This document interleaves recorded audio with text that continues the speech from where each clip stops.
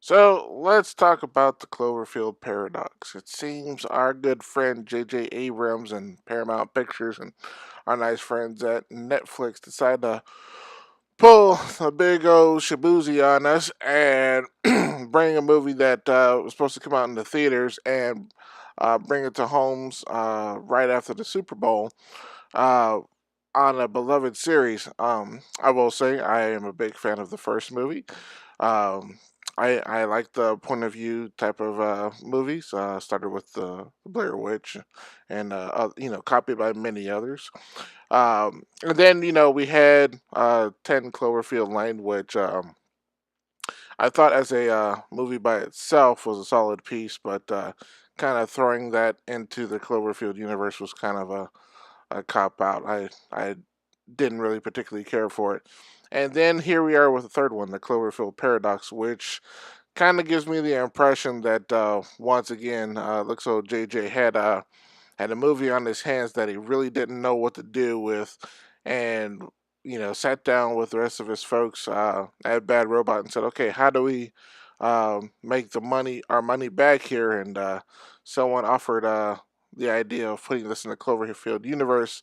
He responded with "Brilliant," and they did some reshoots and tagged on the Cloverfield universe onto this. Um, I'm just gonna go ahead and say that this movie is. I'm not gonna say it was a bad movie uh, at all, but it definitely wasn't a good movie. And what I mean by that is the plot was incredibly cliched and weak.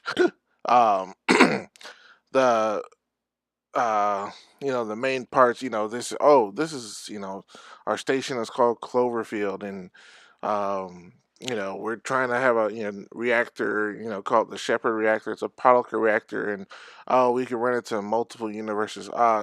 And then once they set off the reactor, bad things happen. um if it was trying to be a standalone horror movie, it failed spectacularly.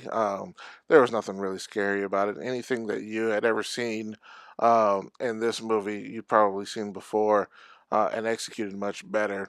And then, after people on the space station start, things start happening to them. Things are just happening that for no sense whatsoever, for no rhyme or reason. And one particular point, and this is not a spoiler here. On the ship, there is a scene where the couple of the crew members are playing foosball, which is a good favorite game of mine. And but then later on, we see the foosball table, nobody there, but all of a sudden the player starts spinning, spinning rapidly, rapidly, rapidly, and then all of a sudden it stops for no freaking reason at all.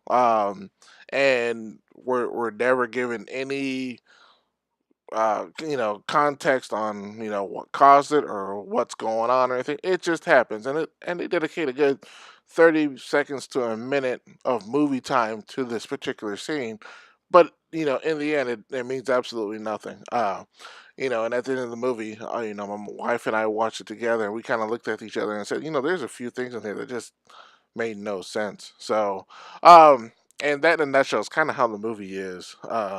And there are other parts of the scene where one of the main character has a husband back home on Earth, and the plot keeps going back to him, and you're trying to understand what does he have to do with anything.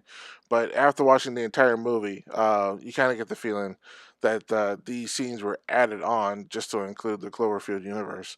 So that's why I feel that once again, um, JJ has kind of missed the mark on what was potentially a very, very intriguing franchise. And so far, this has been the weakest entry in the series. And from my understanding, the fourth movie will be coming out sometime this year.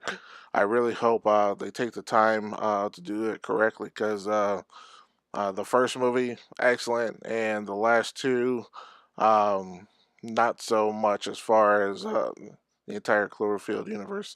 Anyway, if you want to see it, by all means, run over to Netflix and watch it.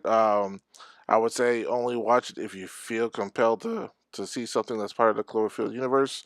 But if you have something better to do with 2 hours of your time, by all means, do that instead. But for those of you that did see the Cloverfield paradox, what were your thoughts? Did you like it? Did you dislike it?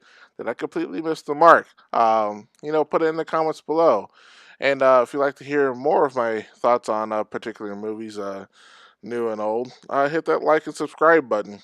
Anyway, I'm out of here. Talk to you later. Peace.